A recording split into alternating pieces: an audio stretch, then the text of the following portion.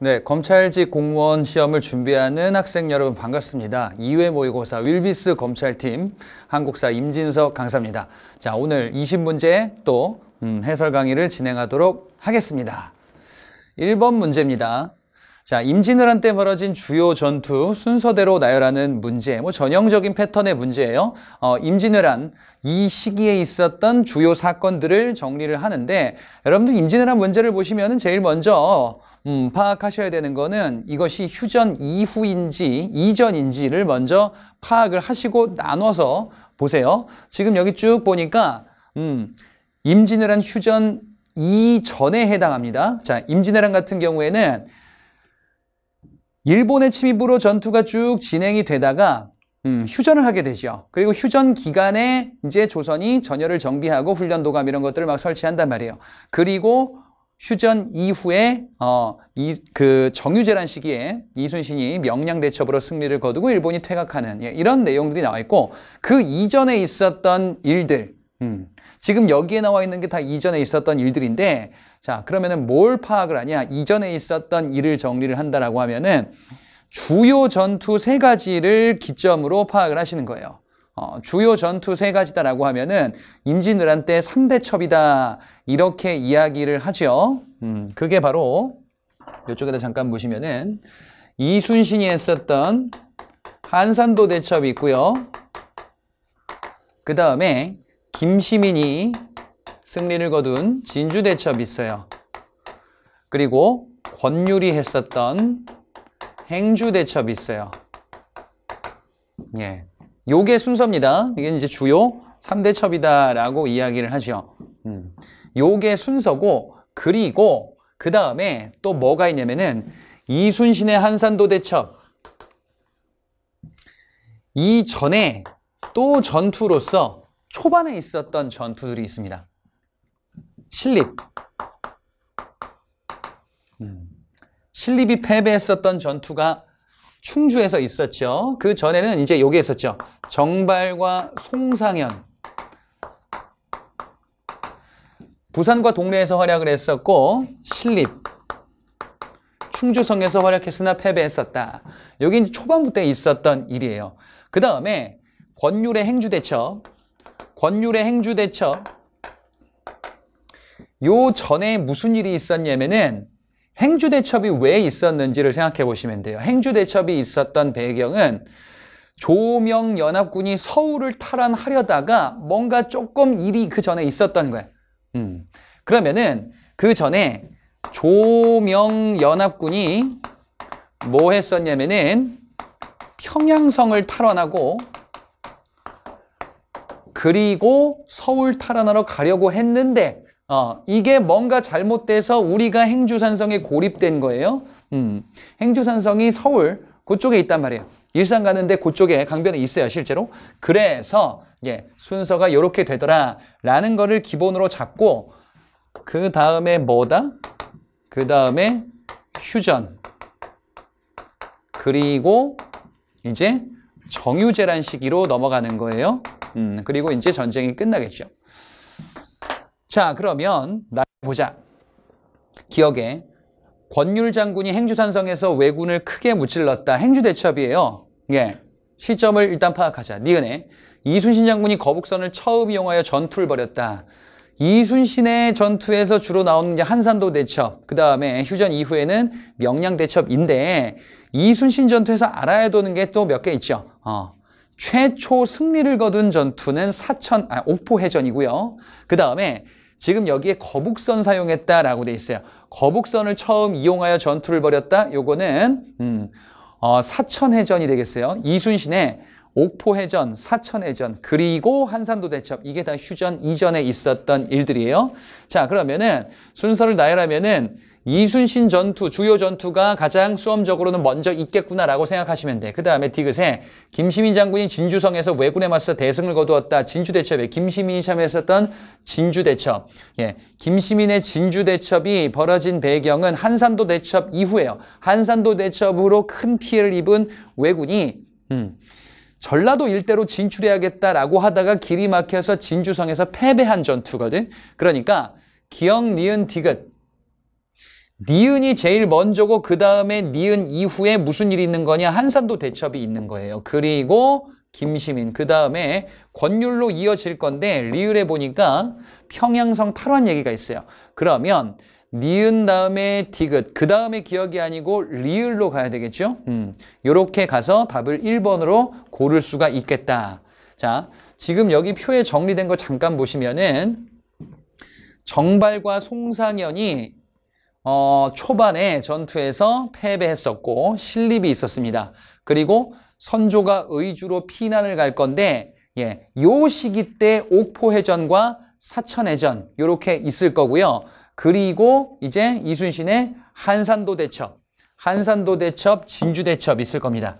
그리고 평양성을 탈환하죠. 요 다음에 권율의 행주 대첩 요렇게 이어지니까 지금 이 공식을 보고 파악을 하세요. 휴전 이전인지 이후인지.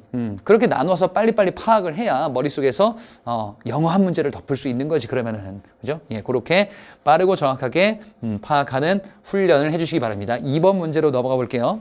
일제강점기 국학운동 및 문화예술 분야의 동향에 대한 설명으로 옳지 않은 것을 골라보자. 예. 자, 보기를 바로 볼게요. 1923년 1번에 도쿄 유학생들을 중심으로 토월회가 결성되어 신국운동을 전개하였다.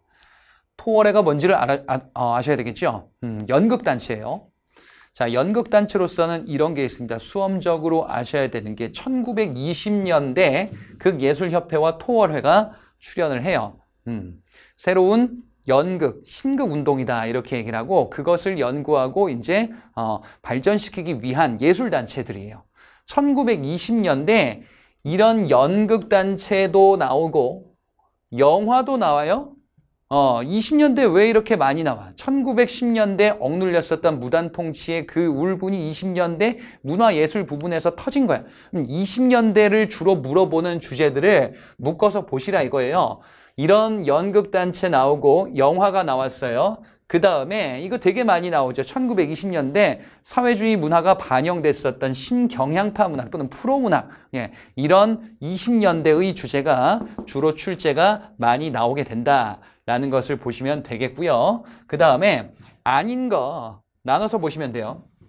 1930년대 극예술협회가 아니라 연구회가 1930년대에 있는데 많이 나오는 포인트까지는 아닙니다. 20년대를 먼저 확실하게 잡아두시고 그 다음에 30년대 이런 게 있지 넘어가시면 되고요.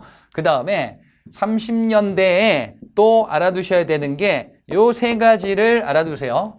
1930년대에는 지금 우리 트로트의 원류가 됐었던 이런 양식이 만들어지게 되는데 일본의 이런 대중가요가 우리나라에 영향을 본격적으로 주는 거예요. 그 다음에 애국가의 기원이 됐었던 한국 환상곡, 그 다음에 손기정이 베를린 올림픽에서 금메달을 tab니다. 그러니까 그냥 어떤 이미지를 만들어 두면 돼요. 일단 1936년 올림픽은 2차 세계대전 전에 히틀러가 나치 당의 그 게르만 민족의 우수성을 정치적으로 활용하고자 했었던 올림픽이거든요. 2차 세계대전이 1939년, 30년대 막 이제 40년대 넘어갈 때 2차 대전 언제인지 알잖아요. 그 직전이야. 그러면 이게 30년대 얘기구나. 거기서 손기정이 올림픽 금메달을 땄는데 일장기를 들고 딸 거예요. 근데 애국가가 울리면 좋겠죠. 애국가가 울린다. 기분 좋죠. 그러니까 그냥 트로트로 막 임영웅 나와서 막 공연하는 뭐 이런 장면, 이런 말 같지도 않은 장면을 떠올리면 30년대 다 한꺼번에 알아두실 수 있겠다. 이렇게 파악하시면 되겠어요. 자, 그러면 다시 보자. 1번. 1923년 도쿄 유학생 중심으로 토월회가 결성돼서 신국운동이다. 뭘 파악하는 거냐면은 20년대 토월회 이걸 파악하는 거예요. 신국운동. 나머지 내용은 그래 유학생 중심으로 이런 거 연구하고 이제 우리 연극을 발전시키자라는 취지의 내용들 틀린 데가 없습니다. 2번. 1926년 나온규는 일제강점기 저항의식과 민족의 아픔을 반영한 영화 아리랑을 제작하였다. 나온규 1920년대 맞습니다. 그리고 요거는 조금 시기를 구체적으로도 물어볼 수 있어요. 1926년인데 사건을 기억하세요. 1926년 이거 나올 때가 언제냐면은 60만세 운동이 나올 때거든요. 그래서 60만세 운동이 나올 때 아리랑 만세 이런 장면을 그냥 딱 잡아두면은 20년대인데 더 구체적으로 강론으로 가면은 그 60만 세 운동 벌어진 그때구나. 아리랑이라는 거는 저항의식, 민족의 아픔을 반영했다라고 해서 이제 이거 사료로도 한번 나와서 했었던 기출도 있어요. 예, 이거 뭐냐? 아리랑은 주인공이 있고 그 다음에 주인공 괴롭히는 친일파가 있어요. 이 친일파를 죽이면서 끝나는 이런 내용. 그래서 우리가 저항을 하자라는 메시지를 담은 거예요. 3번 1930년대 안재홍은 한국사가 세계사 보편적 발전 법칙에 입각해서 발전했다. 한국사가 보편적 발전 법칙이래요. 세계사의 보편성 또는 세계사의 이론론적인 법칙, 그 다음에 발전, 이런 것들은 사회경제사학의 키워드예요. 사회경제사학, 사회주의의 유물사관이 반영된 역사 인식이죠. 예, 세계사적인 보편적 역사 인식, 이론론적인 역사 발전 법칙, 이런 거란 말이지. 요게 30년대에 있었던, 요것도 30년대요. 여기 써두진 않은데 30년대에 있었던 백남훈의 모습이고요. 근데 지금 여기서는 안재홍이 나왔어요. 안재홍은 민족주의 역사학자예요. 또는 우익계열 인사예요. 안재홍. 그래서 지금 요거는 민족주의 역사학의 조선학운동 1930년대, 그와 관련한 인물인데 3번은 틀렸죠. 백남훈으로 바꿔야 됩니다. 4번 30년대 정인보는 조선학운동을 전개하면서 세종과 실학자들의 업적을 높이 평가하였다. 1930년대 정약용 서거 100주기를 기념하여 또는 뭐 99주기를 기념하여 이렇게 해서 전개된 운동이 조선학운동이고요. 1930년대라는 키워드 포인트, 그 다음에 인물들을 기억하셔야 돼요. 예, 그 인물 중에서 정인보가 나왔다. 안재홍이 들어가도 맞아요. 예, 그래서 옳지 않은 거는 3번 사회경제사학, 그 다음에 조선학운동을 구분하는 문제였습니다. 3번 문제로 넘어가 보겠습니다. 다음 자료 관련된 설명으로 가장 옳은 것을 골라보자. 자, 5월에 고구려 태왕 상황군과 신라 매금은 영원토록 형제같이 지내기를 원하여. 어떤 표현이 나왔어요? 매금이라는 표현이 나왔어요. 신라 왕을 고구려가 매금이라고 칭하고, 그리고 이 사료에서는 다른 부분에 동의매금이라고 나타나게 될 거예요. 동의매금, 매금이라는 표현은 어디에 등장하냐?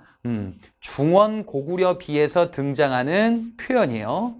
자, 중원고구려비는 장수왕 시기 대략 5세기다라고 이때 이렇게 파악을 합니다.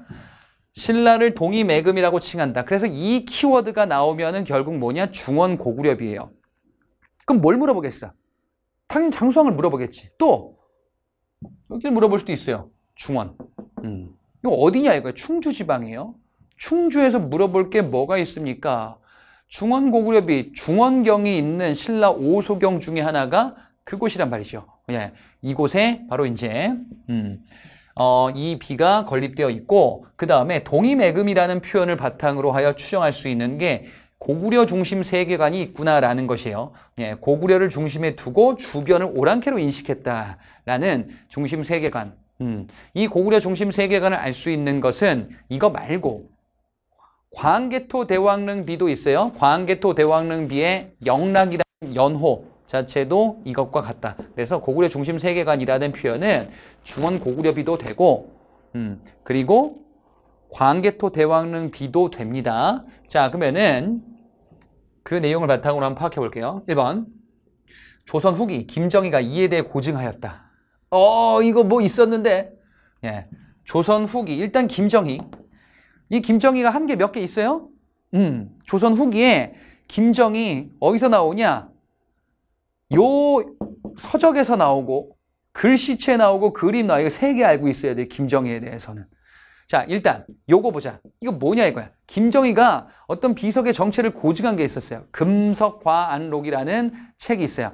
금석과안록의 저자입니다, 김정희는. 근데 뭐에 대해 고증했냐 이거예요. 금석과안록은 신라 진흥왕 순수비, 북한산비, 진흥왕 순수비 중에서 북한산비의 정체를 고증했었던 그 기록입니다. 그 다음에 김정희에서 아래 2개 더 있다 그랬어요. 글씨체로서는 추사체, 그리고 그림으로서는 세한도라는 그림이 있어요. 예, 그 2가지도 추가적으로 알아주셔야 되겠다. 어찌됐건 1번은 중원 고구려비가 아니라 북한산 순수비, 2번 고구려 건국 및 수묘인에 대해 기록하고 있다. 고구려 건국사실, 주몽의 고구려 건국, 그리고 묘지를 지키는 수묘인. 이런 기록이 나와 있는 거는 광개토대왕릉비예요. 광개토대왕릉비와 중원고구려비 요 두 가지의 차이점을 보셔야 돼요. 그 중에 광개토대왕릉비에 있고 중원고구려비에 없는 거는 2번이에요. 그 다음에 여기에만 있는 건 뭐야? 좀 아까 봤던 동이매금이라는 표현. 3번, 5세기 당시 고구려의 영토 범위를 알 수 있다. 그런가요? 예. 네. 요거잖아요. 중원고구려비, 당시 5세기 고구려 전성기에 해당하죠. 중원이 요쯤에 있단 말이에요. 충청도. 그래서 고구려가 한강 유역을 전체 차지했구나라는 사실. 왜? 충주는 남한강 쪽이거든요. 그럼 북한강, 남한강 다 먹었구나라는 사실을 알 수 있는 모습이죠. 그래서 3번 맞고요. 5세기 맞나요? 5세기 고구려 전성기입니다. 그래서 세기랑 내용 자체 다 맞습니다. 4번. 당시 신라가 동해안 방면으로 북상했음을 알 수 있다. 일단 요거는 신라가 북상하는 시기가 아니에요. 5세기는 고구려 전성기로 고구려가 팽창하는 시기라 답이 될 수 없고 신라 얘기가 나왔다 하더라도 4번의 얘기는 따로 있어요. 예. 4번. 신라가 뭔가 조금씩 팽창하거나 이게 커지는 시기는 일단 6세기예요.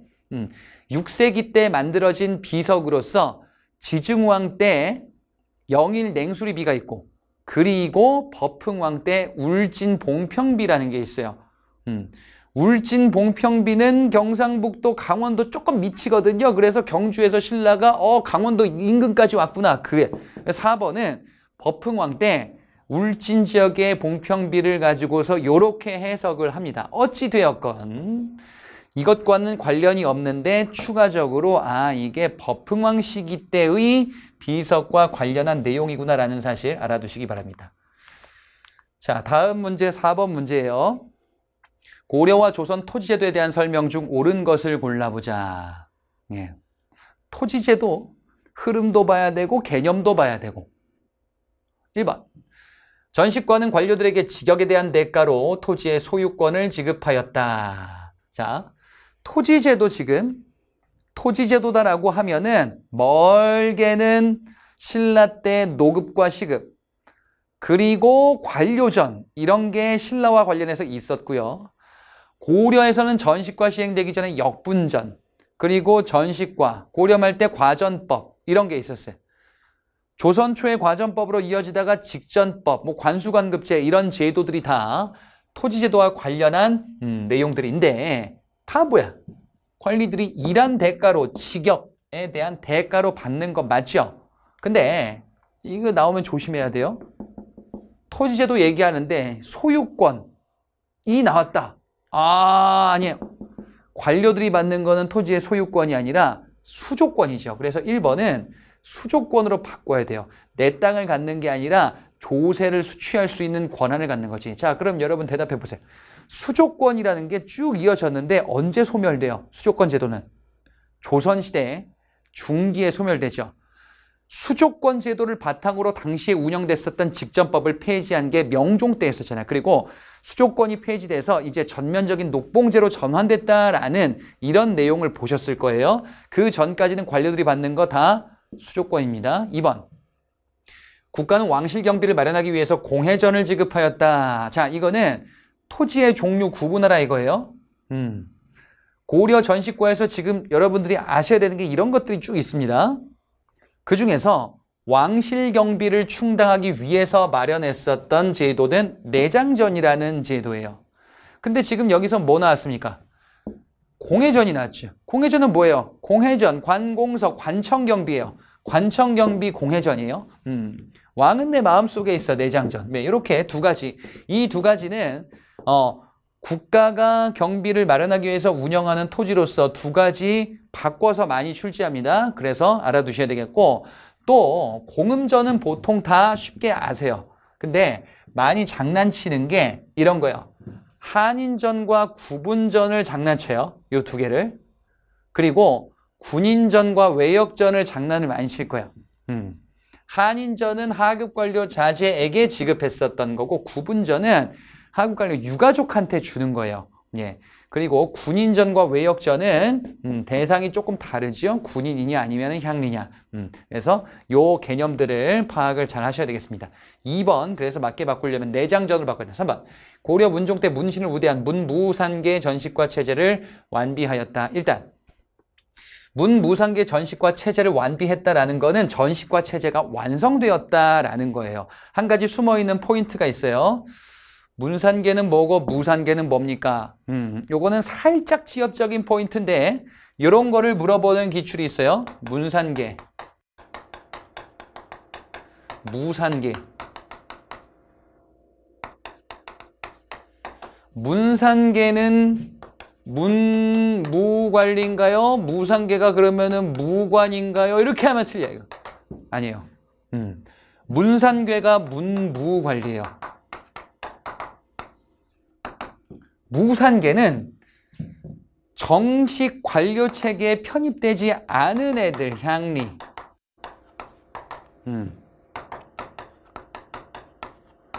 탐라, 뭐 여진, 추장들. 이런 애들이요. 그러니까 중앙관료가 아니거나 아니면은 그 외의 약간 조금 별나 보이는 관리들. 예.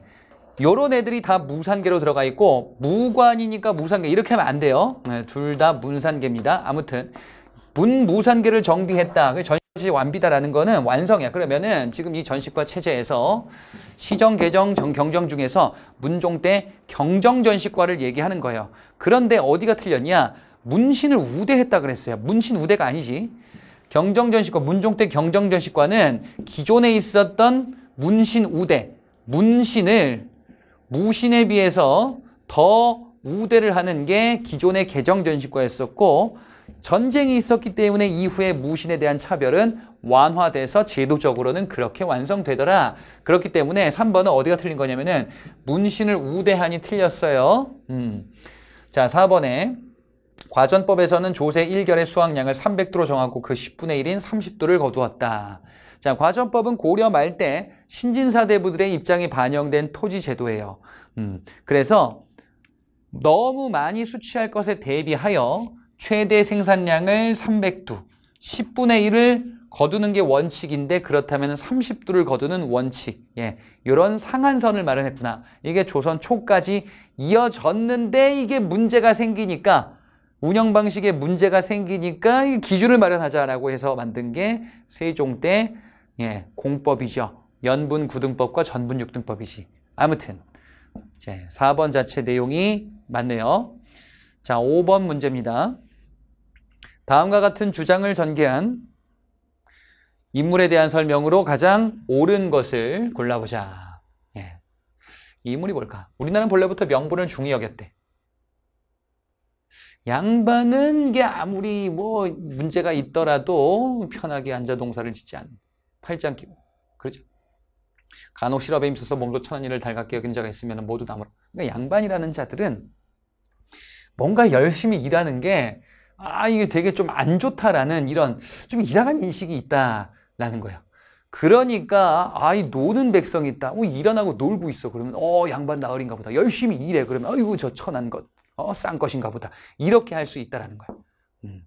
그래서 맨 끝에 보니까 그중에서 산농공상에 관계없이 놀고 먹는 자는 관에서 벌칙을 마련하지. 놀고 먹으면 안 된다. 산농공상이 모두 다 중하다라는 것을 이야기하겠죠. 자, 산농공상의 평등, 직업적 평등을 유수원이 강조하고 이것이 계속 이어지는 거거든요. 그래서 지금 여기서는 뭘 파악하셔야 되냐면은 이게 중상학파의 견해구나라는 것을 파악을 하셔야 돼요. 중상학파들은 실학자 중에서 중상학파 같은 경우에는 직업적으로 좀 평등하다라는 이런 인식을 바탕으로 하고 있어요. 반면에 중농학파 같은 경우에는 신분 차별에 대해서 그래, 그런 차별은 있는 게 맞지라고 생각하는 경향이 초반부엔 좀 있어요. 물론 나중에 가면은 이런 게 희미해지는데 근대적인 개념은 아니니까. 자, 그럼 비교해서 보자 이거야. 유형원 균전론이 있어요. 신분 간 차등이지. 토지를 분배하는데 신분 차등을 전제로 한다 이거야. 그 다음에 이 사람 말고 여기에는 지금 그 표현은 없는데 허목이라는 남인이 있어요. 허목이라는 남인은 서얼들에 대한 차별을 완화하는 것에 대해서 반대할 겁니다. 그러니까 신분 질서는 정당하다라는 걸 인식을 기본적으로 하고 있는 거예요. 왜? 남인이니까. 남인은 이황의 사상을 계승했었던 자들이거든요. 이황의 사상은 이가 높고 기는 선악이 섞여 있는 천한 것이다라는 위아래 개념을 바탕으로 전개하기 때문에 신분 질서를 정당화하는 측면이 강합니다. 반면에 중상학파는 그렇지 않다 이거예요. 노론들 중심이야. 노론의 기원은 이예요. 이와 기가 대등하다라는 이통기국론을 바탕으로 지금 사상을 전개한단 말이지.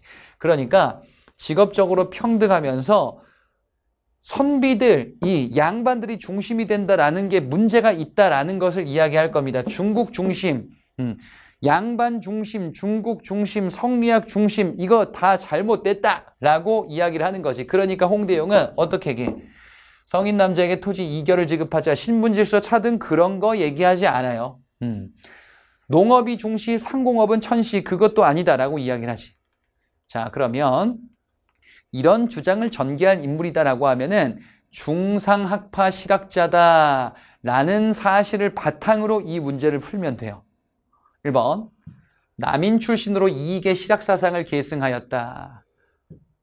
그럼 뭐야? 남인 출신으로 이익의 실학사상을 계승했다. 그죠? 정약용이라고도 볼 수 있고, 그 다음에 이익의 제자로서는 성호학파다 이렇게도 이야기를 하죠. 그렇기 때문에 지금 1번은 중농학파 계열이에요. 2번 중국이 세계의 중심이라는 생각을 비판하였다. 그래 이런 거 잘못됐다라고 비판하는 것이. 3번 단군 기자 마한 신라로 이어지는 독자적 정통론을 확립하였다. 자, 일단 독자적 정통론 요거는 안정복에서 많이 등장하죠. 이게 마한 정통론이라고 불리는 거지. 예. 단군 기자 마한 통일신라 고려로 이어진다. 이 안정복의 동사 강목은 이익의 독자 정통론에 영향을 받은 거예요. 그래서 안정복은 성호학파예요. 이익의 제자란 말이지. 그렇지? 어찌됐건 이쪽은 남인 계열이네. 그래서 답이 될 수가 없겠구나.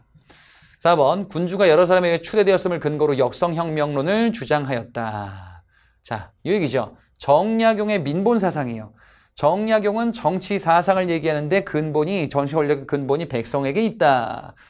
그래서 군주에 의해서 백성에 의해서 대표가 추대되어서 군주가 권력이 만들어진다는 사회계약설과 군주가 잘못되면은 민에 의해서 교체될 수 있다는 역성혁명론을 이야기하기도 하는구나. 그래서 4번 정약용에 해당하는 내용입니다. 다음 문제로 넘어가겠습니다. 6번 문제. 다음 글의 맥락과 같은 유물 또는 유적에 대한 탐구활동.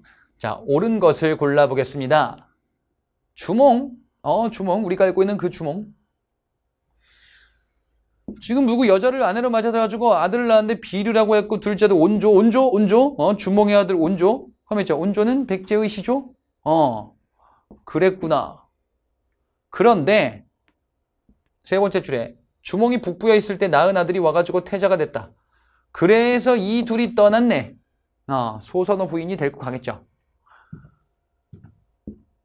이 낳은 아들이 고구려의 이대왕, 유리왕이 되겠고, 그리고 온조가 백제 건국의 시조가 되겠죠. 자, 그러면은 여기서는 뭘 물어보는 거냐면은, 그래, 맥락이래.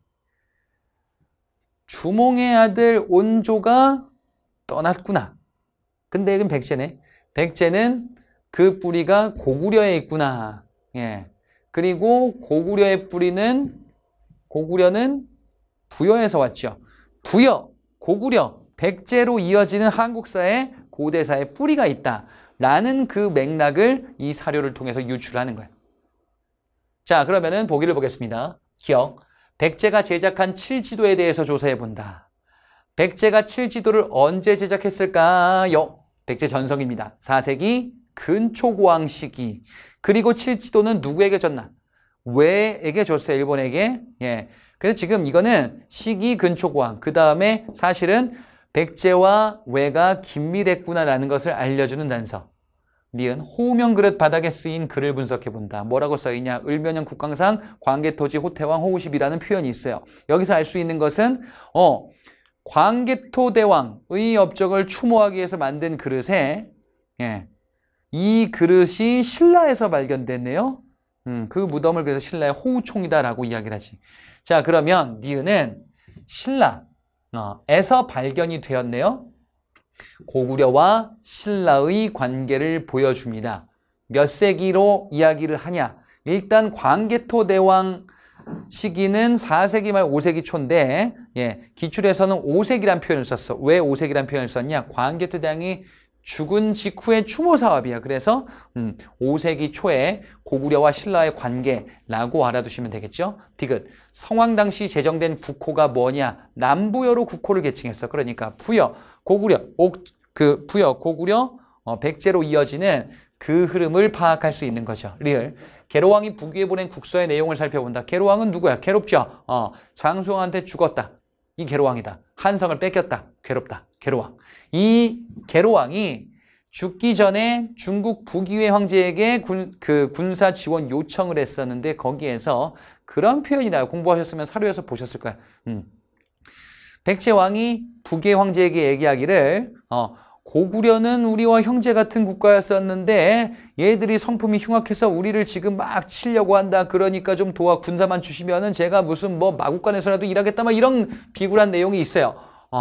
그래서 지금 리을의 내용은 고구려와 뿌리가 같다라는 사실을 여기서 언급하면서 군사 지원을 요청하는 리을 맞습니다. 그래서 디귿과 리을 이렇게 답이 되겠고 여기에 들어가 있지 않은 것 고구려와의 관계를 알 수 있는 무덤의 양식이 하나 있어요. 그게 뭐였었냐면은 석촌동의 돌무지 무덤 백제것과 그 다음에 고구려의 장군총이라는 무덤의 모습이 유사하죠. 돌무지 무덤의 양식으로 유사하더라 라는 사실 같이 알아두시기 바랍니다.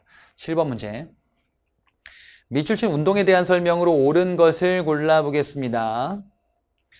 조선 사람은 조선 사람이 만든 물건만 쓰고 살자고 하는 운동이 일어나고 있다. 조선 사람은 조선 사람이 만든 물건만 쓰자. 우리 국산품을 쓰자라는 거죠.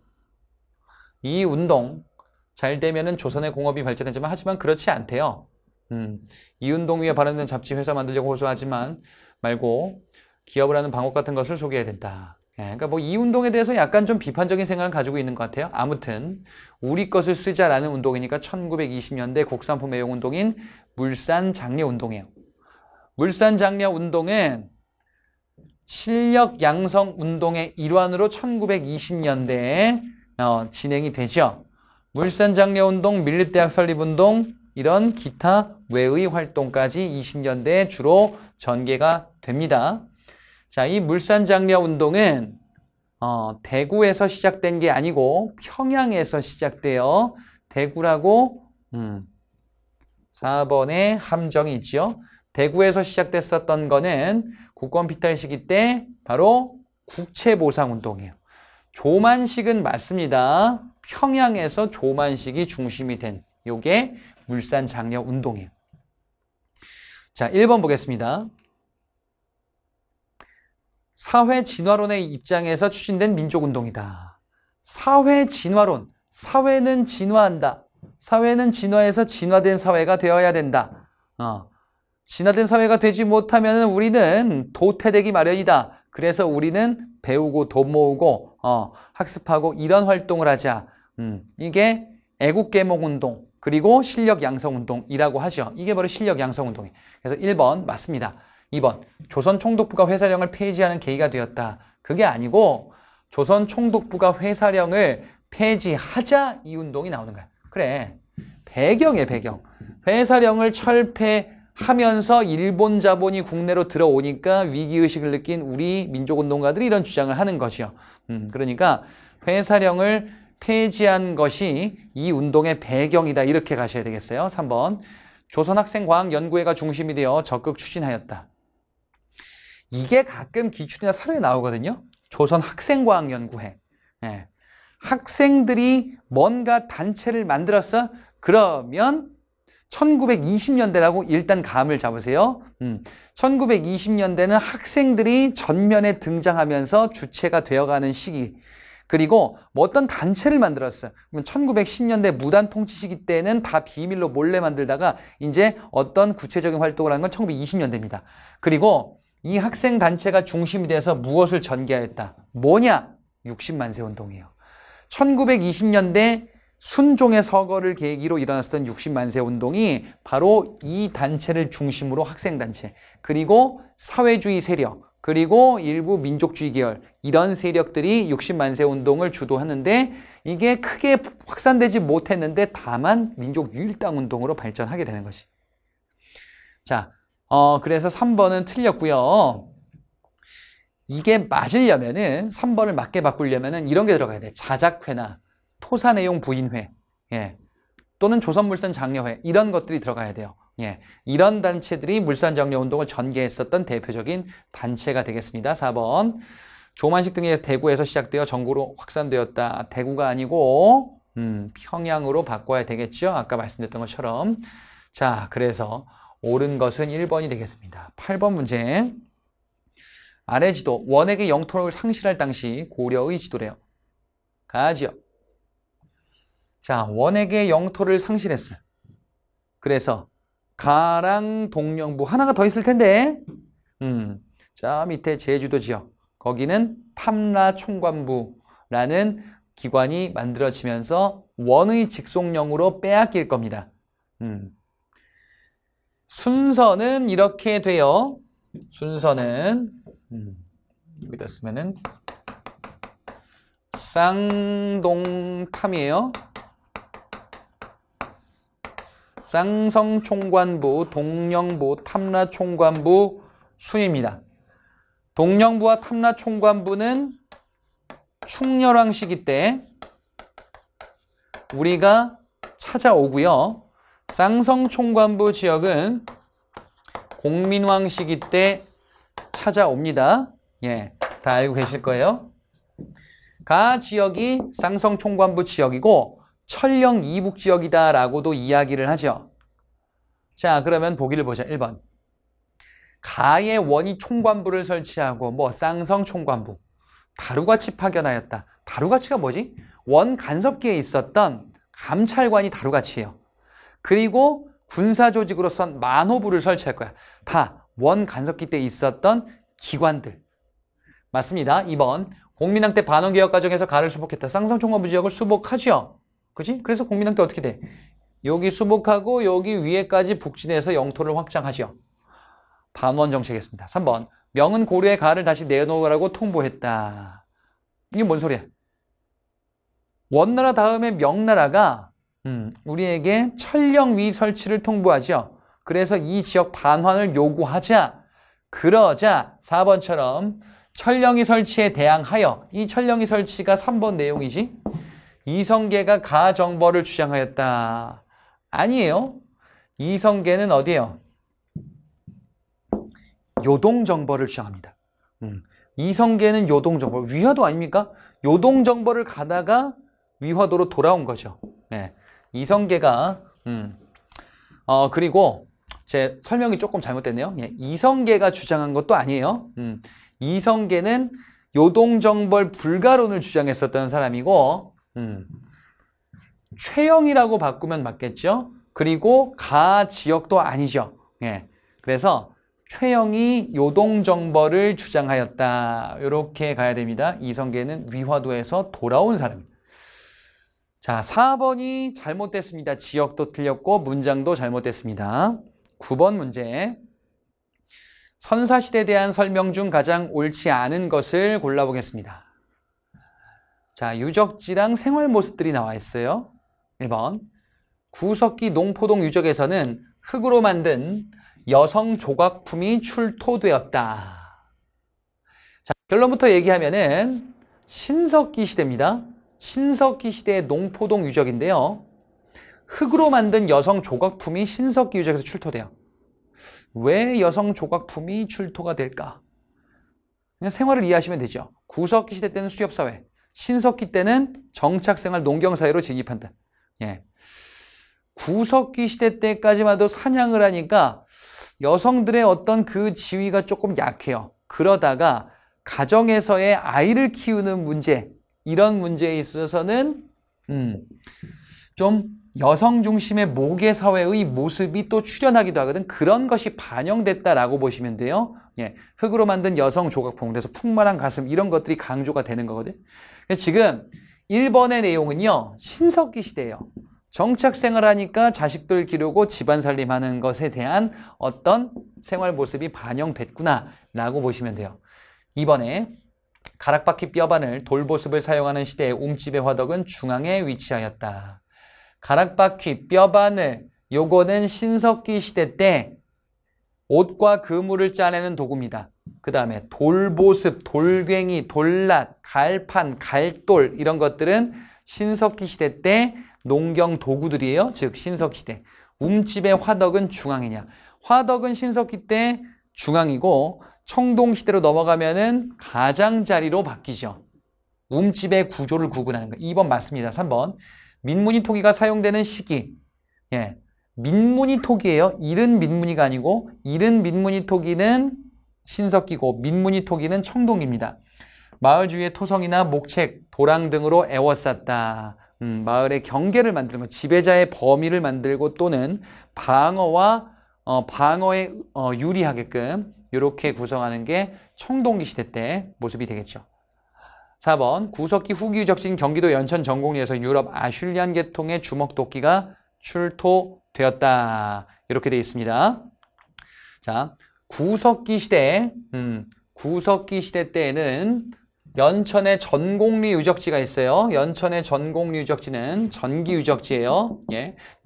그래서 연천의 전곡리 유적지, 구석기 전기의 유적지로 파악하셔야 되겠습니다. 이게 전기로 바뀌어 있겠죠? 예, 여기서 지금 좀 잘못 나왔는데 아무튼 1번이 틀렸고요. 나머지가 맞는데 4번에서는 전기 유적지로 표시가 되어 있을 겁니다. 경기도 연천 전곡리에서 유럽 아슐리안 계통의 주먹도끼, 이게 전기, 중기, 후기 중에 무엇인지를 파악을 하시라. 예. 후기에는 주먹도끼 형태가 아니에요. 주먹도끼는 다용도석기란 말이에요. 다용도석기? 하나의 석기가 하나의 쓰임새를 갖는, 하나의 석기가 여러 쓰임새를 갖는 게 구석기 전기의 모습이고, 구석기 중기 이후에는 하나의 석기가 하나의 쓰임새를 갖는 걸로 이제 바뀌어 가는 거예요. 그리고 승배찌르개와 같은 이런 전용 사냥용 도구 이런 것이 이제 확산되는 게 후기의 모습. 그래서 연천 전곡리는 구석기 전기의 모습이다라는 사실을 파악하시기 바랍니다. 10번 문제. 가나 헌법이 제정된 시기 사이에 있었던 사실로 옳은 것을 파악해보자. 예. 가와 나의 헌법이 뭔지를 봐야 되겠죠? 가를 보자. 대통령은 대통령 선거인단에서 한대요. 대통령이 국민 직선으로 하는 게 아니에요. 간선제예요. 대통령의 간선제 헌법은 뭐가 있는가? 일단 자, 여러분들 아셔야 되는 헌법은 제헌헌법부터 1차 개헌 그리고 9차 개헌까지 총 10개예요. 그 10개 중에서 간선제는 뭐 있냐 이거야. 간선제는 뭐가 있을까? 보자.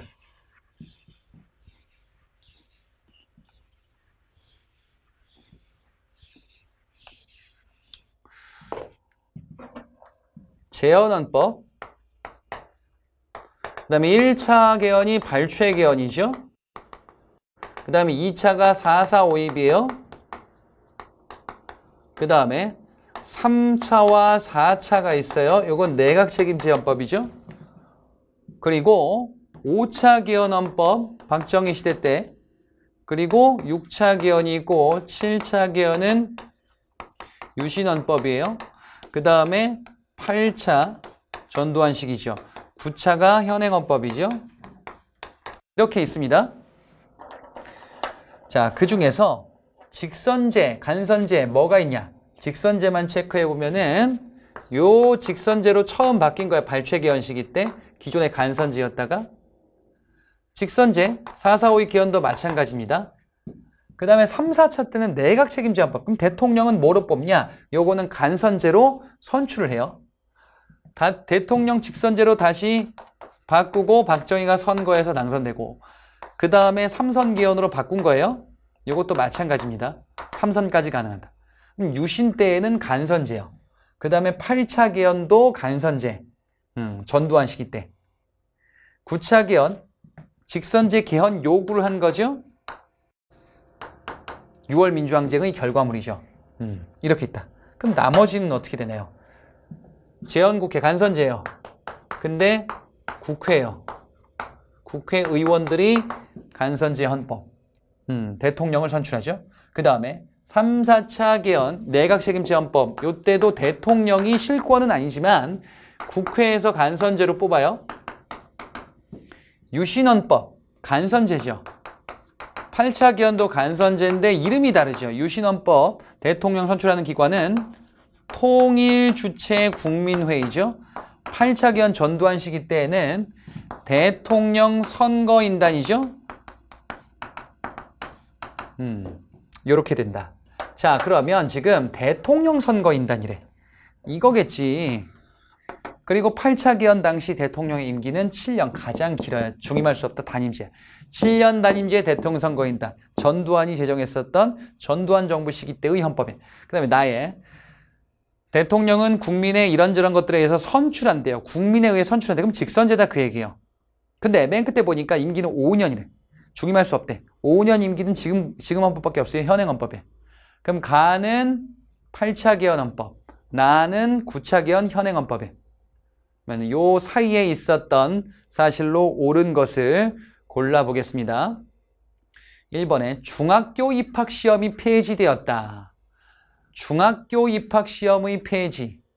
요것은 박정희 정부 시기에 해당합니다. 자, 교육정책 한번 볼게요. 현대 시기 때. 교육정책 때 보면요. 이승만 정부 이전에 미국식 633 학제가 도입이 되고 6이 초등학교죠. 당시 국민학교를 했었던 요게 의무교육제로 이승만 정부 때 만들어지고요.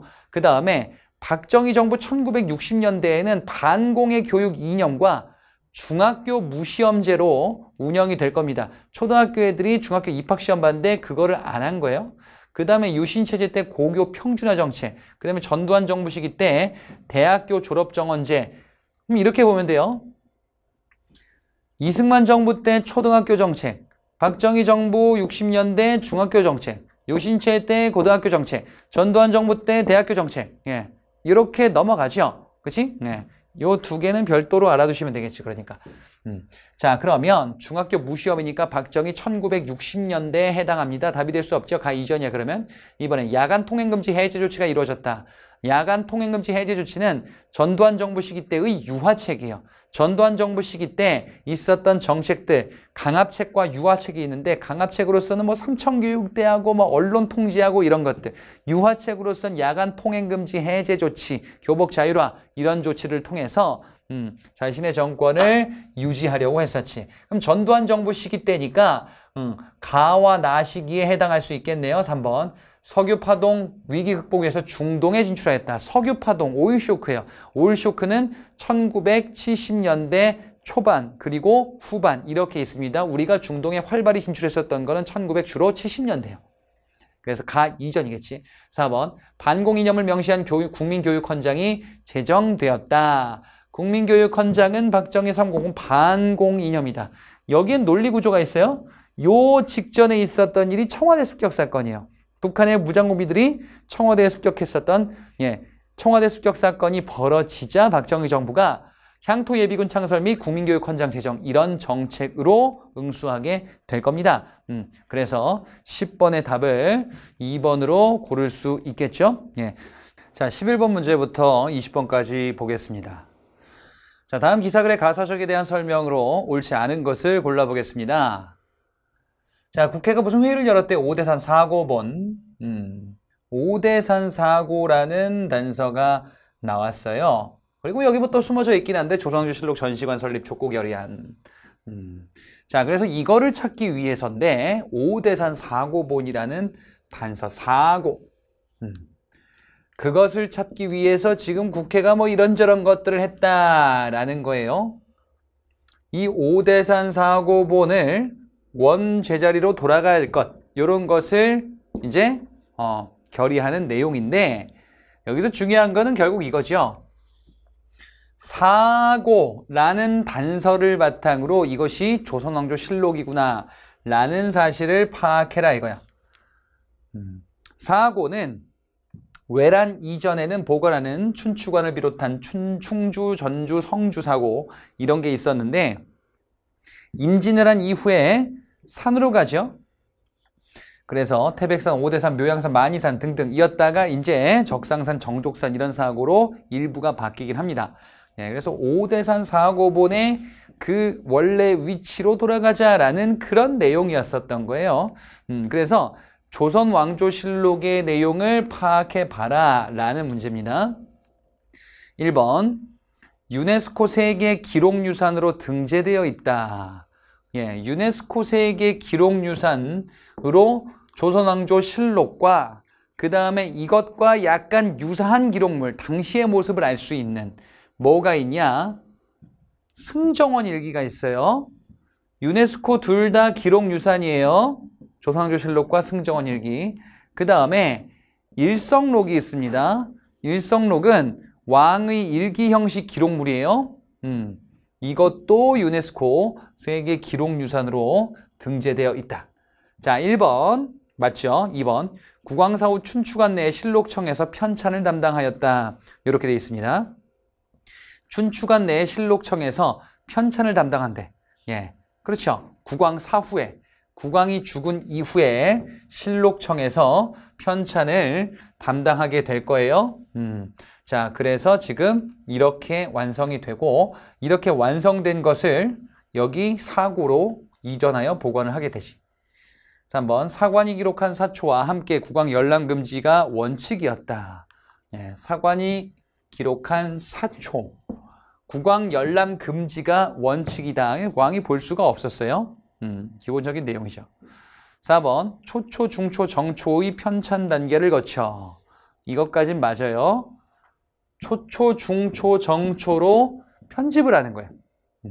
그래서 누락된 거나 잘못된 오류들을 찾아내는 것이요.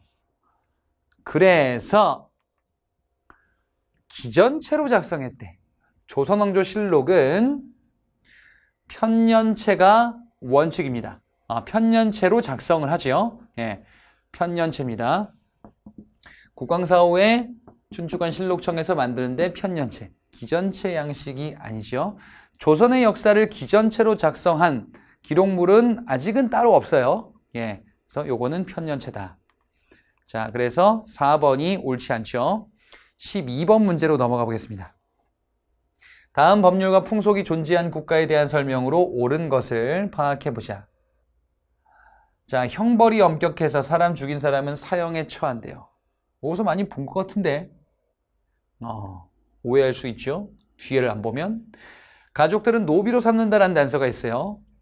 살인자는 사형인데 가족도 처벌하네. 그 다음에 남녀간에 음란한 짓을 하거나 부인이 질투하면 모두 죽인대. 이런 처벌 규정이 있네요. 질투하는 것에 대해서. 요거는 고조선의 8조법과 헷갈릴 수 있는 부여의 4대근법이에요. 고조선의 8조법과 다른 점은 부여의 4대근법의 경우 살인죄 같은 경우에는 가족도 처벌합니다.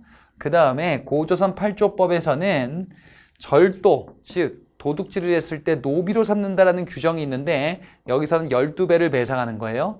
고조선의 8조법에서는 정조를 지킨다라는 풍습으로만 소개했는데 부여의 4대근법에서는 간음죄, 투기죄 규정, 그래서 이런 문제가 있으면은 어떻게 죽인다라는 처벌 규정이 있어요. 그래서 지금 요거는 부여다. 1번에 시족사회 전통이 매우 강하였다. 시족사회 전통이 매우 강하다. 요거는 동해에 해당하죠. 동해의 시족사회 전통이 강한 풍습으로 이해가 되는 게 요렇게 나오면 같이 나오는 게 바로 뭐냐면은 책화, 그 다음에 족외혼 이런 풍습이에요. 2번 신분이 높은 자가 죽으면 순장을 행했다. 순장을 행했다. 요거는 부여의 풍습으로 알려져 있습니다. 네, 그리고 자, 그래서 2번 부여에 해당하는 내용 맞죠? 3번 오부가 있었으며 게루부에서 왕위를 차지하였다. 부여 오부가 있었습니다. 그런데 게루부, 순노부, 전노부, 소노부, 관노부, 소노부 이런 부족들 이름이 나오는 거는 고구려고요. 부여 같은 경우에는 마가, 우가, 저가, 구가 그리고 왕까지 하는 이런 부족장들 이름이 등장을 하죠. 자, 4번에 요령지방과 대동강 유역을 중심으로 발전하였다. 요령지방과 대동강 유역을 중심으로 발전했다라는 거는 고조선이에요. 고조선 지역에서 요령지방, 대동강 유역은 한반도 북부 일대까지 걸쳐 있죠. 예, 고조선의 세력 범위에 대한 내용이고, 고조선 세력 범위를 알 수 있는 거는 유물로서는 미송리식 토기, 예, 그리고 북방식 고인돌, 비파형 동검 이런 게 대표적이었었죠. 청동기 시대 때 유물. 자, 답은 그래서 3 아니죠. 네, 2번이 되겠죠. 부여에 해당하는 내용 2번이 정답이 되겠습니다. 13번 문제. 자료 밑줄 친 제도를 통해 등용된 사람들의 활동으로 적절한 것을 골라보자. 자, 지난번에 알았던 천거로 인재를 뽑는 일이다 라고 돼 있어요. 예, 천거로 인재를 뽑는데, 인재를 뽑는데 시험이 아니라 천거로 인재를 뽑는데요. 뒤에도 천거 얘기가 나오죠. 그래서 지금 이 제도에 대해서 이야기를 하고 있는데 시기를 보니까 중종실록이에요. 그러면은 중종 때 있었던 천거로 인재를 뽑는 어떤 정책인가 보다. 바로 혈량과죠. 중종 시기 때 사림 조광조가 등용되어 개혁을 추진하게 되니 그 대표적인 게 바로 혈량과 추천, 천거에 의한 관리 선발 제도였었다 이것이. 자, 그러면 밑줄 친 제도를 통해서 이 제도는 혈량과고요. 추진한 사람은 조광조야. 근데 등용된 사람들의 활동이래. 그러면 좀 더 넓게 물어보네요. 바로 사림이죠. 사림을 등용했었고 이 조광조 사림이 주도했었던 당시의 개혁. 그에 대한 반발로 일어난 게 기묘사화였었네요. 사림은 훈구와 비교해서 또는 관악파와 비교해서 이런 차이점들을 가지고 있었음을 살펴봤고요. 훈구와 사림의 갈등에 의해서 사림이 피해를 입었었던 게 사화였었어요. 자, 그러면은 보기를 보자.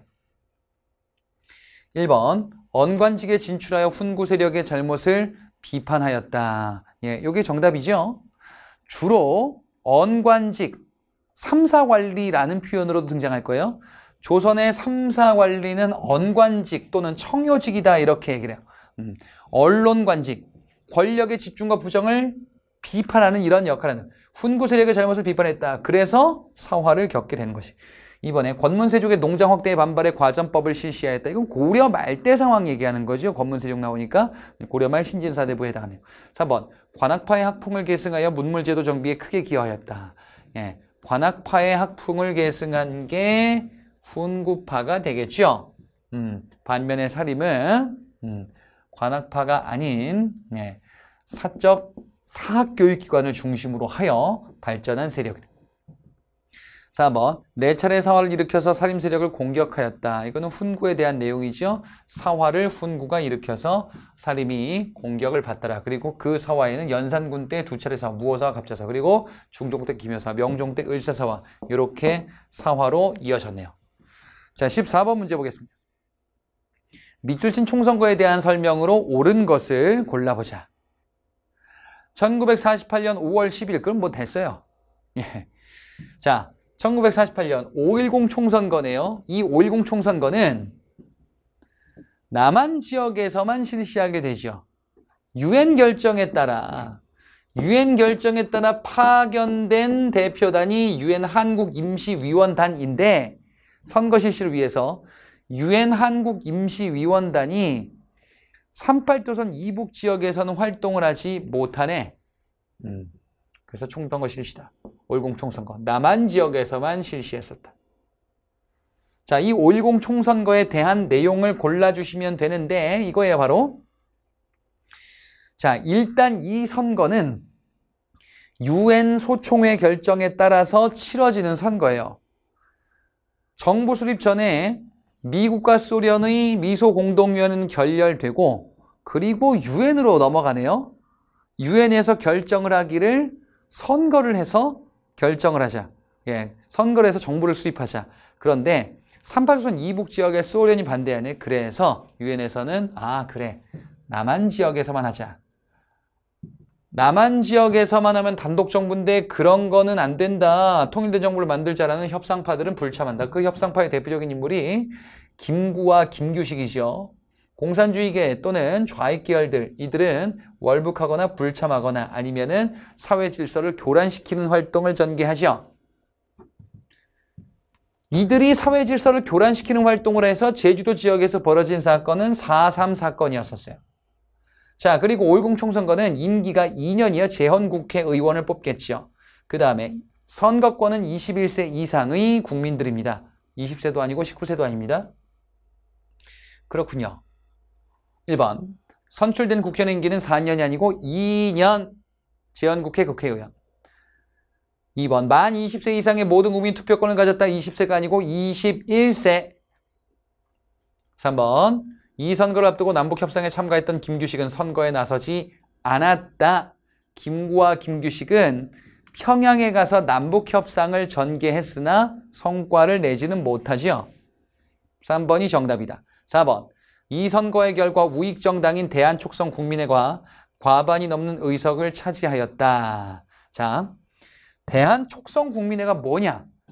이거에 전신격인 단체가 있어요. 독립촉성중앙협의회가 있어요. 독립촉성중앙협의회, 대한촉성국민회. 뭐 촉성을 되게 좋아해. 예, 촉성자가 들어가는 거는 이승만 중심의 정치 세력이에요. 자, 이렇게 나오면 맞아요. 만약에 이 선거의 결과 우익정당인 대한촉성국민회가 1당을 차지하였다. 이건 맞아. 이승만의 정당이 명목상 1당을 차지한 건 맞거든요. 그런데 과반을 넘는 의석이래요.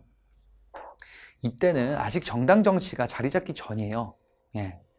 당시에 이승만의 정당이 최대 정당이긴 하나 과반 이상은 무소속이에요. 그래서 과반을 넘지는 못합니다. 1당이긴 하나. 자, 그래서 답은 3번이 되겠습니다. 15번 문제. 다음 같은 사회현상이 일어난 시기의 사실로 옳지 않은 것을 골라보자. 사료를 보겠습니다.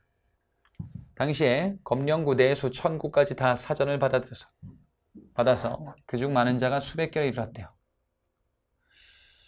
단서가 두 번째 문장에 있어요.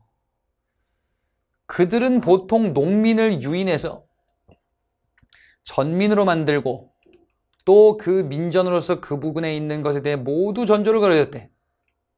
그래, 그러면은 농민들을 여기에 지배하는 범위로 끌어들였구나. 그 다음에 그게 수백 결에 이르렀대요. 전민으로 만들었대. 예, 농민들을. 그러면 이 전민들의 지위를 개선해야 되겠죠. 그러면 지금 요거는 어떤 걸 의미하는 거냐면은 이들이 수백 결 이상의 그 지역에서 농민들까지 지배하고 있네요. 그러면 당시의 문제는 전과 민이 문제예요. 전과 그 다음에 농민, 예, 민이 문제다. 농민들은 지금 어떻게 된 거냐면은 토지를 빼앗긴 거예요. 그 다음에 여기에 노비로 끌려갈 수도 있겠지. 이런 전민의 문제점, 모순점들을 극복해야 된다라는 것을 유추해서 찾은 거예요. 그러면 지금 요거는 대농장을 경영하는 고려말 권문세족에 해당하는 내용이다라고 볼 수 있어요. 고려말 권문세족이다라고 하면은 원간석기 때 이들은 매우 큰 농장을 경영하면서 사회적으로 큰 문제가 됐었고 이를 개혁하고자 공민왕 시기 때 전민 변정도감을 제정을 하고 신돈을 통해서 이를 해결하고자 했으나 성과를 거두지는 못했었지요. 자, 1번에 조혼의 풍습이 유행하였다. 조혼의 풍습, 원간석기 때 해당하는 내용입니다. 원간석기 때는 원이 우리나라에 여자들을 잡아갔어요. 우리나라의 여자들을 잡아갔다 공녀라는 이름으로 그 다음에 결혼도감이라는 기관도 있었거든. 그게 다 원간석기 때요. 그래서 잡혀가지 않으려고 조혼을 하는구나. 조혼의 풍습은 공여와 결혼도감이라는 원간섭기 때의 반작용이에요. 그래서 같이 알아두시는 거지. 이번에 송설체라는 새로운 글씨체가 도입되었다. 송설체, 다른 말로 조맹부체라고도 합니다. 이 송설체는 원에다가 두었었던 학술교류기관 만권당에서 들어온 거예요. 자, 만권당 일단 누가 만들었어요? 충선왕이 만들었었던 학술교류기관이에요. 원나라에 두었었던. 거기에 있었던 원나라 사람 조맹부의 글씨를 따라한 게 송설체입니다. 그러니까 지금 2번은 원간섭기다라는 거예요. 그럼 집에서 건물세 좀 맞지? 3번. 모내기법이 남부 일부 지방에 보급되었다. 모내기법이 남부 일부 지방에 보급됐대요. 그러면은 아직 일부 지역이야. 우리나라엔 모내기법이 우리나라에 들어오고 이제 조금씩 확산될 건데 들어온 거는 남부 일부 지방에서만 일부 시행이 되다가 남부 지방에 확산이 되고 그리고 전국적으로 확산된 거는 조선 후기야. 그래서 3번 맞습니다. 왜? 모내기법은 남송의 농법인데 원으로부터 들어올 겁니다. 이 모내기법 즉 이양법을 널리 보급하는 데 기여한 사람들이 신진사대부예요. 그래서 시기가 맞다. 4번. 최초의 금속활자로 인쇄한 의례서가 간행되었다. 자, 최초로 금속활자로 인쇄한 의례서래요. 금속활자로 최초로 인쇄했대. 근데 이거 의례서인데 상정고금 예문. 상정고금 예문은 가장 최초로 인쇄했다라고 알려진 금속활자 인쇄본이죠. 현재는 남아있지 않은. 예. 상정고금 예문은 그러면 언제 만들었냐? 원래 있었던 고려 중기 때 있었던 그 상정고금 예문을 금속활자로 인쇄를 한 거예요. 언제? 개경에서 강화도로 천도하는 시기 때 이거를 관청에다가 뿌려야 되는데 하나밖에 없어. 최후가 하나밖에 안 가져왔어. 그래서 이거를 복사하기 시작을 한 거. 그러면 지금 요거는 대몽 항쟁기 때예요. 무신집권기 때. 무신집권기 때 강화도 천도하는 시기. 그럼 봐봐요. 무신도 이렇게 뭐 토지제도 물론 무신도 관련이 있는데 왜 틀립니까? 4번. 언제라고 했어요? 강화도 천도 시기. 강화도 천도 시기에 수백 개이려. 그러면 뭐야? 몽골 애들이 안 맞잖아요. 그래서 이런 시기는 일단 전쟁이 끝났으니까 그 안에서 이제 힘 있는 나쁜 놈들이 지금 이런 거를 막 수탈하는 시기예요. 1번, 2번, 3번 맞고요. 4번이 잘못됐죠. 16번 문제로 넘어가 보겠습니다. 자, 다음 자료 통해 알 수 있는 시대의 역사적 상황으로 가장 옳은 것을 골라보자. 사료가 있습니다. 자, 지금 보내온 국서를 살펴보니 부왕의 도를 갑자기 바꾸어서 날짜에 관품을 쓰지 않았고 국서가 왔나 봐요. 근데 뭔가 좀 문제가 있다라고 계속 이야기를 하고 있어요. 글 끝에 천손이라는 참나된 칭호를 쓰니 법도에 어긋난다. 천손이라는 칭호를 쓴대요. 그래. 천손이라는 키워드 그리고 고시라는 키워드가 있어요. 지금은 대시래. 그러면 지금 고시에서 대시로 이어졌는데 지금 대시다. 발해죠. 고시 왕족이 고구려였었고 발해는 대시다. 이건 뭐냐 이거야. 발해인데 천손이라는 칭호와 사위장인 칭호. 요게 일본과의 문서로 인한 외교 갈등이 벌어졌었던 문왕 시기에 해당합니다. 문왕 시기 때 장인과 사위관계 설정에서 일본이 이에 대해서 문제를 제기하고요. 당시에 왕을 황상, 천손이라는 칭호로 굉장히 높여서 발해가 칭호를 하려고 했었. 일본이 이건 좀 아니다 싶다라고 해서 이야기를 하는 그런 얘기입니다. 그래서 발해 문왕에 해당하는 내용을 골라주시면 되는 문제예요. 문왕이다. 1번 북만주 일대 차지하고 산동의 등주를 공격하였다. 산동의 등주가 바로 산둥반도 또는 덩저우라고도 나올 거예요. 거기 어디냐? 여러분이 알고 있는 산둥반도예요. 그러면 북만주 일대를 차지하고 영토가 좀 늘어났나 봐. 산둥의 등주를 공격하였다. 덩저우 지방을 공격해 요서 산둥 일대에서 당나라 군대와 격돌하면서 공격도 했다. 누구를 파견해? 장문휴를 파견할 겁니다. 1번은 발해 무왕 시기에 해당하는 정책. 2번 수도를 상경에서 중경으로 옮겨 중을 옮겨. 이게 맞는 거 아닙니까? 왜 틀렸습니까? 순서가 잘못됐어요. 중상동이에요. 기존의 중경에서 상경으로 천도, 상경에서 동경으로 천도. 근데 여기선 지금 뭐라 그랬어요? 상경에서 중경으로 옮겨? 아니지.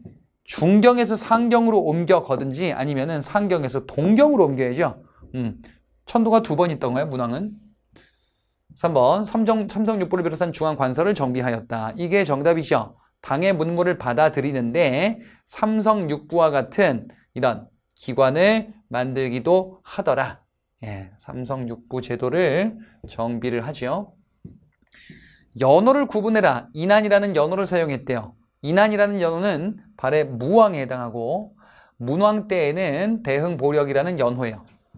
그 다음에 이후 선왕 때는 건흥이라는 연호다. 예, 이렇게 나누어서 파악하셔야 되겠습니다. 자, 그래서 답을 골라주시면 되겠죠? 3번이 답입니다. 17번 문제. 다음 제시문의 정책에 대한 설명으로 옳은 것을 골라보자. 상태가 매우 양호한 갑종 백동화는 이런저런 가격으로 교환해 준대요. 백동화를 키워드 교환해 준다. 그렇구냐. 근데 갑종 백동화는 이렇게 하는데 을종 백동화는 이렇게 하고 병종 백동화는 매수하지 않는데요. 즉 갑, 을, 병종으로 나누어서 상태를 보고 화폐를 교환해 주는데 그 화폐가 뭐야? 백동화예요. 백동화다. 자, 결론부터 얘기하면은 일제의 화폐 정리 사업이에요. 일제의 화폐 정리 사업은 이거를 바꾸는 거지. 기존의 대한제국이 발행했었던 백동화를 일본의 제1은행 화폐 요걸로 교환해 주는 거예요. 그래서 본위 화폐를 이걸로 바꾸겠다라는 것이요. 화폐 정리 사업은 화폐 관리가 대한제국이 안 된다라는 것을 구실로 삼아서 진행이 될 건데 요거 진행한 사람이 1차 한일예배학 고문으로 파견된 메가타예요. 그래서 메가타의 화폐 정리 사업이다. 이렇게 이야기를 하죠. 자, 대한제국은 뭔가 화폐 정책을 사실 하려고는 했었다. 뭐냐? 대한제국이 광무개혁을 하면서 각종 은행을 설립하는 정책을 취할 거예요. 그 은행이 대한천일은행, 한성은행, 조선은행 이런 것들이에요. 예. 그리고 대한제국의 이런 정책은 뭐와 관련이 있냐면은 본위 화폐를 금으로 두는 거예요. 금본위 화폐 제도의 개혁이었었어요. 근데 이게 안 된 거예요. 그래서 메가타의 화폐 정리 사업은 금본위 화폐를 통해서 화폐 관리를 체계적으로 하겠다라는 거예요. 그런데 이게 유사 개념이 있었어요. 은본위 화폐 제도가 있었습니다. 이 은본위 화폐 제도는 요거는 언제 있냐면은 1차 갑오개혁 시기 때 있어요. 1차 갑오개혁 시기 때는 금이 아니라 은을 바탕으로 화폐를 관리하겠다라는 거였었거든요. 근데 이게 잘 안 되니까 금으로 바꾸자. 근데 요것도 못하네. 그러니 일제가 우리가 하겠다. 요렇게 넘어간 거죠. 그죠? 자, 그러면 1번이 정답이 되는 겁니다. 2번. 정책을 주도한 사람은 멜렌도르프. 아니, 메가타. 멜렌도르프는 누구야, 그러면? 이모군란으로 청에서 파견된 독일인 고문이 멜렌도르프예요. 3번 천일은행이 대한제국 중앙은행 지위를 획득하였다. 그럴 리가요. 대한제국이 이런 유사 정책을 하려고 했었던 거지. 그러면 중앙은행 지위를 획득한 거는 일본 제1은행이에요. 4번 이해 상인들은 황국중앙총상회를 조직하여 대항하였다. 자, 시기와 상인이 누군지를 파악해야 돼요. 황국중앙총상회는 시기가 독립협회 활동하는 시기 후반부쯤이에요. 독립협회 활동하는 시기니까 1890년대 말입니다.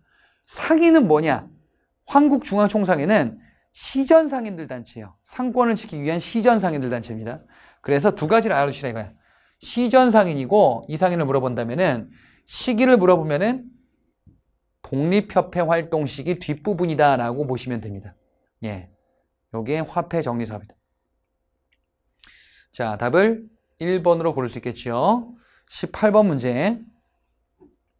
다음 글에 설명하는 정치적 이념에 부합하는 단체는 무엇이냐? 정치적 이념이래요. 뭔가 보자. 융희 황제가 삼보를 포기한 몇 월 며칠은 우리 동지가 이를 계승한 몇 월 며칠이래. 점점점 옆에 구한국 마지막 날은 신한국 최초의 날이다. 융희 황제가 포기했으니까 이제 신한국 최초의 날이 밝았다라는 걸 얘기하는 거거든요. 융희 황제, 대한제국의 연호는 두 가지만 알아두면 돼요. 고종 시기 때 광무연호고 광무개혁이.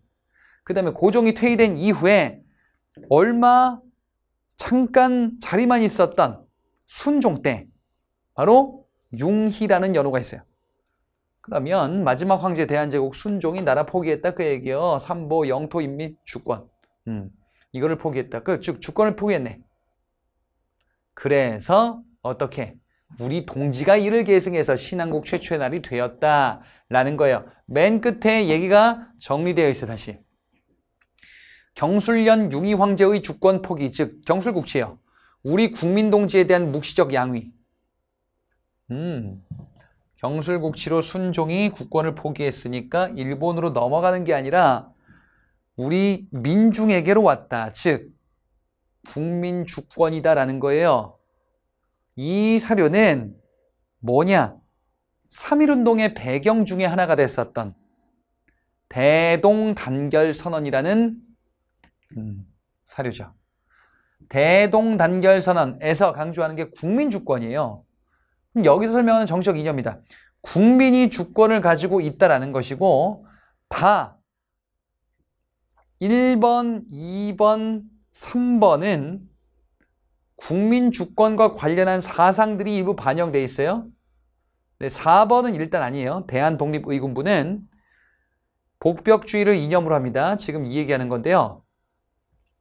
1910년대 단체로서 독립의군부 또는 대한독립의군부, 이 독립의군부는 복벽주의를 표방합니다. 즉 뭐야? 이 복벽주의는 황제주권이에요. 황제주권. 그 황제 시기 때를 회복하자라는 거예요. 대한광복회 같은 경우에는 공화정을 추진하죠. 공화정. 공화정은 군림하는 왕이 존재하지 않는 거예요. 왕이 존재하지 않는다. 국민주권이니까. 에 부합하죠. 자, 1번과 2번은 뭡니까? 독립협회, 민주주의 아닙니까? 그죠? 1번과 3번. 대한장황회, 이것도 근대 시기 때 정치 이념이 반영은 됐어요. 근데 독립협회와 대한장황회 같은 경우에는 입헌군주예요. 황제는 존재하는데 군림하지 않는 이런 입헌군주제. 2번 대한광복회는 공화정이죠. 그지? 아예 왕 황제는 존재하지 않는다. 그러면 지금 여기서 얘기하는 이념은 바로 공화정이다 이렇게 얘기를 해요. 요것을 계기로 이제 국민주권의 기본 이념이 확산되고 3.1운동 때 민주주의의 바탕으로 하는 그 이후에 이제 우리는 대한민국 임시정부를 수립하게 되죠. 왕을 옹립하지 않아도 된다라는 이념 주장의 시작이에요. 그래서 왕이 없다 공화정, 대한광복회 대구지역의 단체로 가셔야 되겠습니다. 4번은 복벽주의였었어요. 이 두 가지를 구분하는 게 일단 포인트였습니다. 19번 문제. 자, 다음 각국의 관제를 나타내는 표현 내용으로 옳은 것을 골라보겠습니다. 지금 보니까 관제가 지금 백제, 신라, 발해, 고려 이렇게 돼 있어요. 하나라도 틀리면은 오답이겠지요. 자, 귀족회의를 보자. 백제. 귀족회의가 뭔데? 귀족들이 모여서 정치 의논을 하고 결정하는 그 조직이에요. 백제는 정사암회의. 정사암이라는 바위. 요거는 여러분들 공부하시다가 그런 사례 보셨을 거야. 예. 호암사에 바위에 모인다라는 이런 얘기가 있을 거예요. 바위, 정사암, 암석. 신라는 화백회의죠. 신라는 기록에 따르면 만장일치의 결정 방식을 따른다고 했어요. 발해와 고려 얘기가 있는데요. 발해 정당성은 발해의 최고 권력기관이자 귀족회의로 얘기하고요. 여기에 수상을 대대상이다 이렇게 얘기합니다. 자, 고려. 중추원? 중추원은 그건데 뭔데? 중추원은 고려의 정치조직으로서 왕명출납과 국가 기밀을 관장하는 기구예요. 그럼 귀족회의는 뭐가 있나요? 고려의 귀족회의다라고 하면은 귀족적 전통을 보여주는 고려의 독자적인 정치체제다라고 하는 걸 봤거든? 그게 뭐냐? 고위 관리들이 모이는 거야. 중서문화성의 이품위상관리 재신, 중추원의 이품위상관리 추민, 제추회의다라고 이야기를 해요. 고려의 제추회의에 뭐가 있는 거냐면은 두 가지가 있는 거예요. 도병마사와 식목도감이 있는 것이. 자, 수상. 백제는 상좌평.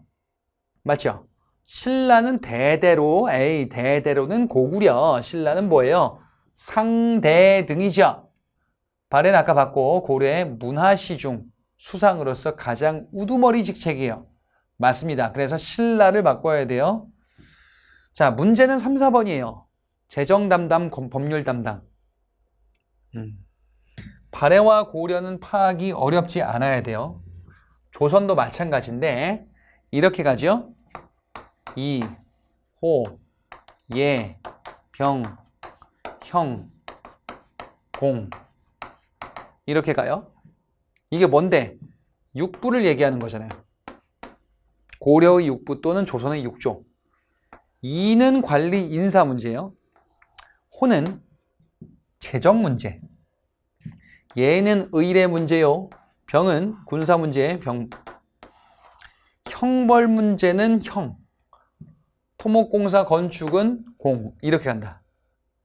요 기능 그대로 발해로 가면은 이렇게까지 충, 인, 의, 지, 예, 신 이렇게 가요. 자, 그러면 일단 발해 고려 비교를 해보자. 3번에 발해가 인부고 고려는 호부. 제목에 보니까 재정담당이래. 재정담당은 요거지. 고려는 호부, 발해는 인부예요. 그래서 맞네요. 3번 뒤에 걸 먼저 본 거예요. 4번 뒤에 거는요. 발해와 고려가 예부와 형부래요. 예부는 의례 아닙니까? 아니, 발해에서 충, 인, 의, 지, 예, 이 예. 앞에 있는 이 예 말고 형부, 육부 중에 형부가 발해의 예부에 해당하죠. 이게 뭔데? 법률, 형벌, 형법 그거야. 뒤에 맞지? 아이, 그럴 줄 알았어. 요거 보라 이거예요. 결국 여기서 출제한 포인트는 백제의 좌평 제도가 있어요. 신라는 기능에 따라서 14부로 나뉘죠. 이렇게 정리를 해봤는데 백제의 육좌평이 있습니다. 내신좌평이 수상 역할하는 상좌평이에요. 그리고 요렇게 나머지 5개가 있어요. 자, 이거 어떻게 하냐? 신두법병조위예요. 신두법병조위예요. 두 문자 따면은 신두법병조위인데, 근데 맨 앞에 거랑 맨 뒤에 것만 빼고 그대로 매칭하면 돼요. 그럼 뭐야? 2호 예병형 공이거든요. 그럼 요거 2개 빼고 얘네들이 호 재정 문제. 예, 의례 문제. 2호 예, 병, 분사 문제. 옥방. 그 다음에 형벌, 법무 담당. 이렇게 하는 거예요. 자, 그러면 재정 문제 나왔어요. 백제는 뭐예요? 내두 좌평이에요. 그 다음에 신라 요거 14부입니다. 집사부를 비롯한 그 외 13부, 즉 총 14부. 집사부가 최고 권력기관이고요. 기능에 따라서 보면은 인사 문제는 위화부, 인사 처리에 위화감이 있으면 안 될 것 같아요. 재정 문제는 국가재정 관리는 조창이 중요한 것 같아. 또는 조세 창고 이렇게 기억하면은 헷갈리지 않겠죠. 예부는 그냥 예부, 병부는 그냥 병부예요. 형부는 이방부가 둘이 있어요. 사또 옆에 이방재판 뭐 그렇게 알아두시면 됩니다. 공은 공장부와 예작부 이렇게 있습니다. 자, 그럼 다시 보자. 백제 내두좌평 맞아요. 신두법병 두, 2호 두 번째 있는 거. 그 다음에 신라는 조부와 창부, 조세, 창고, 재정 맞죠? 백제 내법좌평이 법률 담당이래. 맞는 거 아닙니까? 아니에요. 법률 담당은 내법좌평이 아니에요. 내법좌평은 의례 담당해. 그럼 법은 뭔데요? 조정좌평이에요. 법이 형벌 법무일 것 같잖아요. 근데 아니었다요. 그러면 좌의방부, 우의방부는 맞나요? 맞아요. 옳게 바꾸려면은 4번의 첫 번째를 조정좌평으로 바꿔야 됩니다. 예, 다소 까다롭게 만들어 봤습니다. 자, 20번 문제 마지막입니다. 밑줄 친 이 법에 대한 설명으로 가장 옳은 것을 골라보자. 지난번 모의고사에서도 사실 풀었던 패턴의 문제입니다. 주제도 같죠. 뭘 보고 할 수 있나? 백성을 편안하게 하기 위한 것이래요. 뭔가 계책이 필요한가 봐요. 비록 여러 도에 두루 행하지 못하더라도 여러 도에 두루 행하지 못하나 봐요. 일부 지역만 하나 봐요. 기전과 관동에 이미 시행하여 힘을 얻었대. 양호 지방에서 시행하면 백성들을 편안하게 하고, 즉 경기도 그 다음에 관동은 강원도 쪽이에요. 양호 지방이다. 양호 지방이다라고 하면은 호남 지방이에요. 자, 이건 지금 대동법이 어디 시행되는지를 보면 되거든요. 대동법은 광해군 때 경기도에 처음 시행이 됐었어요.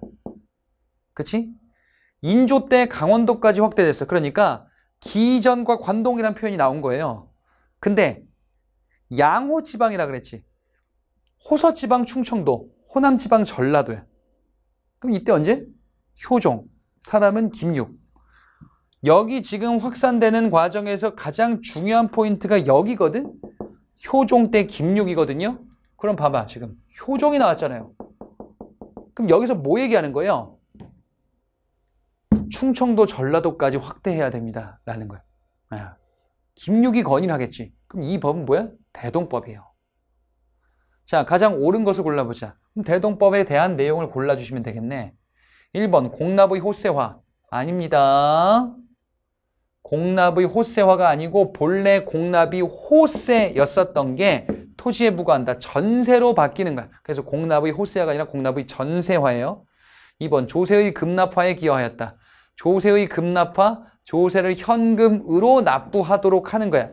이 조세의 급납화는 어디에서도 표현이 나오냐면 근대 시기에도 조세의 급납화 얘기가 심심치 않게 나올 거예요. 예, 조세의 급납화는 1차 가보개혁에서 은본위 화폐제, 아까 봤던 거 이거 1차 가보개혁의 은본위 화폐제 시행을 계기로 조세를 화폐로 내는 현상, 이것을 제도화시킬 거예요.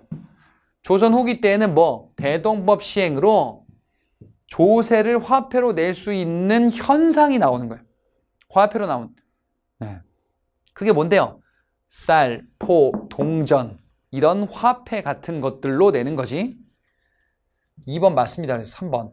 일부 상류층에게 선무 군관포를 징수하였다. 이거랑 헷갈려봐라 라는 거죠. 뭐 균역법.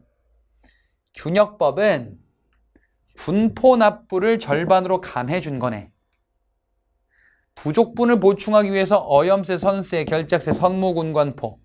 선무군관포는 부유층에게 관직 칭호를 부여한 겁니다.